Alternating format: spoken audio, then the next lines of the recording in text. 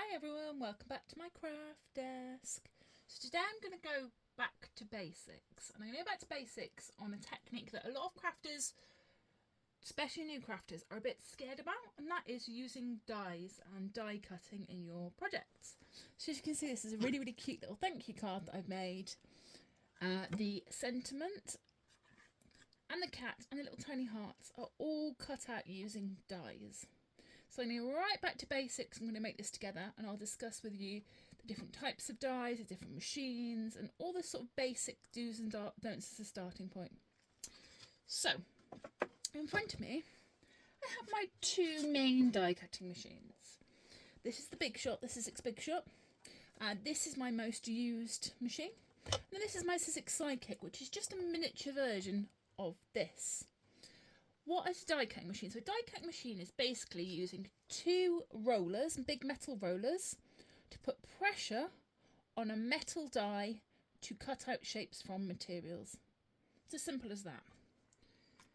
These are dies. So this is the ones we're using for this project. This is probably the most common type of die. They also look like this. They come in all different brands, all different shapes, all different sizes. My cat has decided she wants to jump off already. All sorts of things, but these are just thinlet dies. Sizzix are, this brand, the Big Shot, are known for being one of the bigger manufacturers of dies. They have loads of tutorials about all the different types of dies available, but basically a rule of thumb is that a die that is like this will cut through paper, cardstock, and other really thin materials. But the only way you're going to find out is by trying. Don't worry if you get it wrong. At the end of the day, it's only paper, but this just as soon will cut through paper and card. The other type of dies you get are called Biggs dies or steel rule dies, and what they are big, literally big, chunky, fat dies that look like this. Look a little bit different, but the concept is the same. There's a bit of metal that is inside here, and these are used for cutting thicker materials like fabric. You can cut pop cans with these, you can cut all sorts with these. So if it's too thick of a material for a die, normal die to cut, you can use a Biggs die. But today we're just going to be using normal dies to make the cards. So every machine has a sandwich. We're focusing on manual machines today, but also I have electronic machines, which means you don't have to crank them. That'll make sense in a moment. But every machine has a sandwich.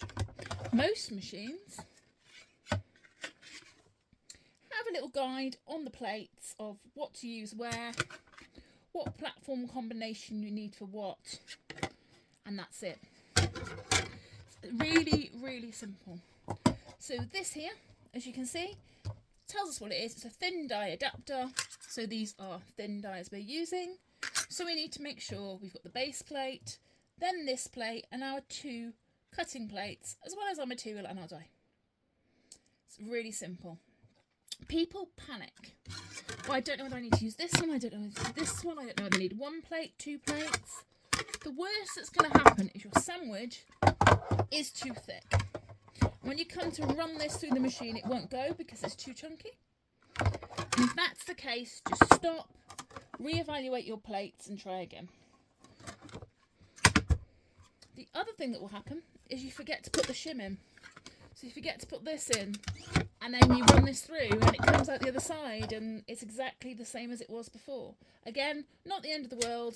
Just have a look at the instructions that came with your machine and it will tell you what goes with what.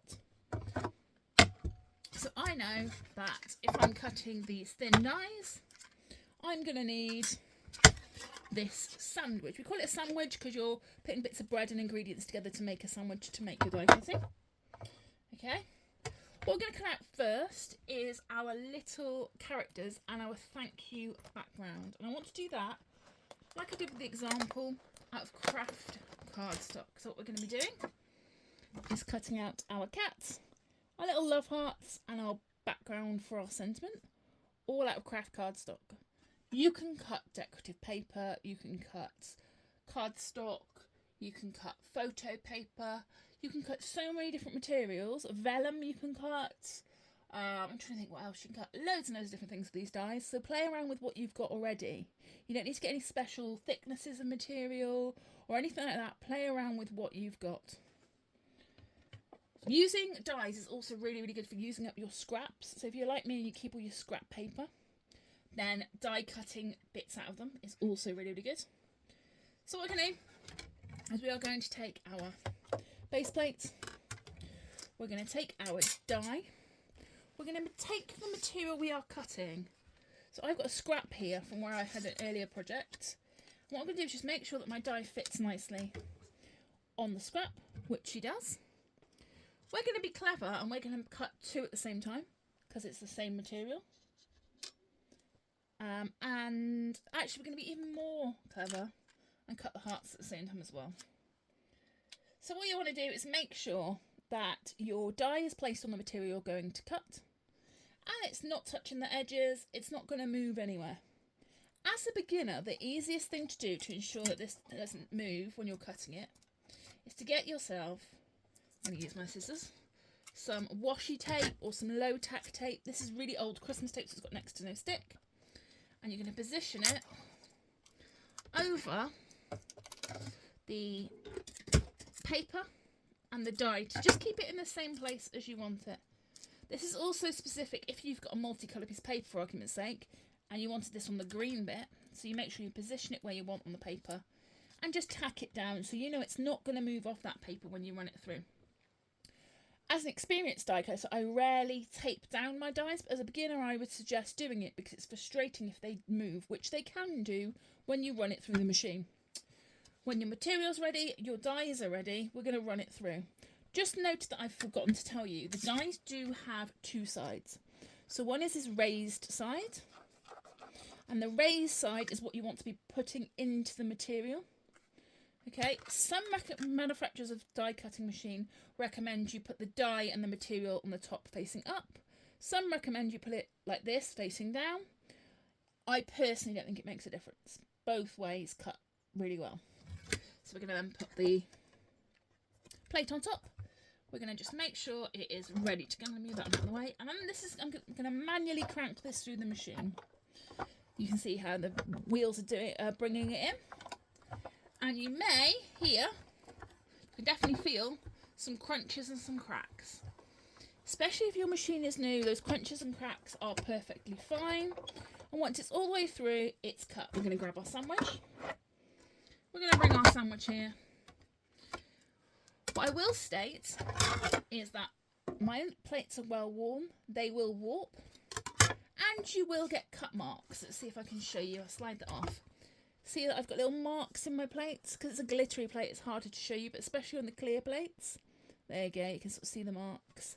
This is perfectly fine, it's part of the cutting process. So don't worry if your brand new sparkly plates all of a sudden have marks in them. It's fine. Don't worry if it cracks as it goes through, especially on a new plate, it's fine. So what I'm going to do now, I'm just taking this little tool so I can peel the tape off. Is we're going to gently peel the tape off of all of our dies. Do use a low tack tape while doing this. There we go. So this one has the pieces stuck in it, but that doesn't matter. We'll deal with that in a second. This often happens on smaller dies. I'm just going to put it on my desk and we'll deal with that in a sec.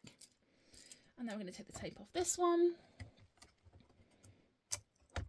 There we go. And there we have our die cut pieces. Bugbear of mine. These are dies. The pieces that come out are called die cuts. When people, I'm looking for a die cut. A die cut or a die. So there you go. There's your pieces. As you can see with these little dies, the little tiny ones, they're still stuck in the die. And this happens quite often with intricate pieces or small pieces. And I recommend leaving it in there until you're going to actually use it, because you're less likely to lose the hearts if they're sat in the die. Yeah. Same with letters, which we'll cut in a moment. I'll show you. Sometimes bits get stuck in, but these are nice and simple. Done. We're going to do exactly the same now but for the words for our sentiments. So the thank you for our sentiment, we're going to run it through. This time I'm going to use, what did I use there? Mirrored cardstock blue. Let's see if I've got, there you go, some gold mirrored cardstock. The only thing that is stopping you from putting this in is will it fit through the slot of your machine. So you just need to make sure that you roughly cut down. And like again, this is why this is really good for scraps. See material to the size of the die you're cutting. Again, plates are set up exactly the same as before. We're going to put the mirror. We're going to put the sentiment. I'm going to be a rebel and not tape it down. But like I say, as a beginner, I suggest you do. We're going to line up our plates. We're going to enter it into the machine. And then we're going to use that handle. You can feel it resisting you. If that, at that point, you do need a little bit of pressure. And that's just the pressure of the bleeding. If it's resisting you a lot and you've got to force it, stop, because you'll break your machine. That normally means your sandwich is too thick. There we go. So we're going to lift this up, and as you can see, it's nice and clearly cut out that sentiment. Here, what I'm going to do is just from the back, ease out gently, nice and delicately, and it would have cut all the way through. Here you can see, very much like the hearts, they're a bit stuck in. This time not in the die, but this time in the design itself. And all you're going to do is get something sharp, whether it be a craft knife. I've got a little pokey tool here I use for my other crafts. Anything, and just help push out those little bits of the design, especially the smaller bits. There we go. And then we're ready to construct it. All you need to do to construct your die cuts are glue them together. You get really, really detailed dies like the Tim Holtz Colorize, which is loads of layers, and you cut them up and you layer them up and they come up with a fantastic effect. Start simple, because once you master how easy it is simply, it'll give you the confidence to move on and do more.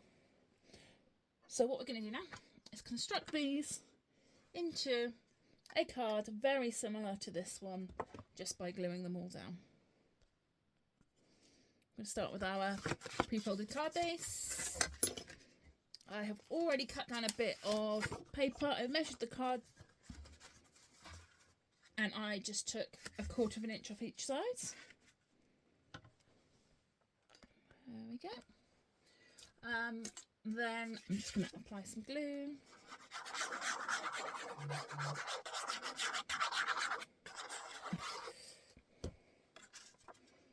Line it up.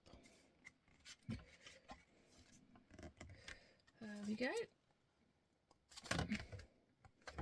That's what I'm doing on my plate. There we go. We're going to then add some glue to the back of our sentiment. As you can see here, I'm using a thin nozzle for my liquid glue, but you could also use glue dots or a Pritt stick or any glue you've got really, because a lot of glue, and I suggest when you're starting out, is you get a craft glue that dries clear. We're going to then place this and layer it up. A little bit of pressure. And then I'm going to just wiggle some more on the back.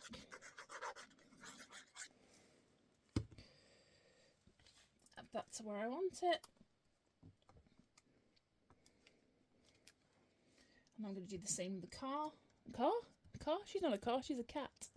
What I'm going to do here, as you can, I don't know if you can see, I've just inked the edges a little bit, and I'm going to do exactly the same. Got a blue. Let's do her in a blue, just to highlight that she's got a bit of dimension to her. Make her details stand out a little bit. Add some glue to her. Ooh. Don't drop her like I just did. Push her down. You know, earlier where we had these and they were little and they were stuck in, we're just now going to use our pokey tool to push out the holes on the back. A lot of intricate dies will have these holes, and you use them, here we go, you use them just to poke through and get them out of the mould. It's a lot more delicate dies you do that with. And a little bit of glue where I want the heart, so I want one by there, one by there, and one by there. And I'm just going to use my finger to pick them up, hopefully put them in the right orientation. There you go, that's one. You can use tweezers for this if you like, but I am just clumsy and like to use my fingers. Two. And because my craft glue is clear setting, I'm not too worried about that additional glue, so I'm just going to make sure they're nice and secure in the position that I want, and that glue will dry clear. It's a really simple way to start using dies. Don't be afraid of them, get them out. Tape the dies down when you start, and start simple and then layer things up. Hopefully that gives you a really quick demo of how you can quite quickly use simple die cutting techniques, and gives you the encouragement to get your die cutting machine out. I'll speak to you all soon. Bye.